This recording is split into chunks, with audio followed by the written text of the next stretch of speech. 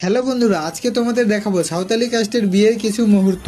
তো প্রথমেই দেখো কিভাবে তারা বিয়ের মণ্ডপ বা মাড়োয়া সাজায় সবাই মিলেমিশে। আদিবাসী মানে আমাদের একটাই জিনিস ভালো লাগে, সবাই মিলেমিশে কাজ করে, সে বিয়ে বাড়ি হোক বা অন্য কিছু, সবাই মিলেই পার করে। গ্রামে যারা বসবাস করে সবাই মিলেমিশেই থাকে। আর সাঁওতালি হোক বা ওরাও, আমাদের একটা সমাজ থাকে আর একটা বড় মানুষ মডল বা হেড থাকে, তার কথা মতোই সবকিছু হয়। আর কেউ খুবই গরিব থাকলে সবাই মিলে কিছু কিছু জিনিস দিয়ে অনুষ্ঠান পার করে দেওয়া হয়। তো যাই হোক, দেখো বন্ধুরা, খড় দিয়ে বিয়ের মণ্ডপে ছেলে মেয়ে বানানো হয়। কিসের জন্য বানানো হয় সেটা তো আমি জানি না। এটা শুধু সাঁওতালি কাস্টের না, আমাদেরও মানে ওরা কাস্টেরও এরকম বানানো হয়। আর গ্রামের বিয়ে বাড়ি মানে সবার মধ্যে একটা আনন্দ কাজ করে। বয়স্ক লোকেদের কেমন লাগে যায় না, কিন্তু ছেলে মেয়েদের মনে একটা আলাদা আনন্দ চলে। তার প্রমাণ দেখো, আনন্দতে গাছে উঠে গেছে বিয়ে বাড়ির মাড়োয়া সাজানোর জন্য।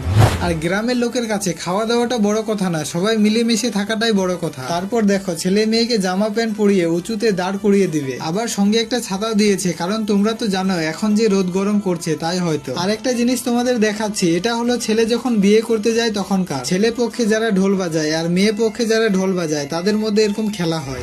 এবার তো তোমরা চিনতে পারবে না কে ছেলে আর কে মেয়ে। আসলে বিয়ের সময় মানে বউ ভাতের দিন সব ছেলেগুলো মেয়ে সাজে আর মেয়েগুলো ছেলে সাজে। আবার সাঁওতালিদের মধ্যে নতুন বউ যখন ভাইসুরদের পা ধুয়ে দেয় তখন ভাইসুরগুলো এরকম সাজে। আর তোমরা দেখতেই পারছো পায়ের মধ্যে কি বেঁধে দিয়েছে, যাতে নতুন বউটা তাদের পা তাড়াতাড়ি ধুয়ে দিতে না পারে। এগুলোর মজা শুধু আদিবাসী গুলোই বুঝবে।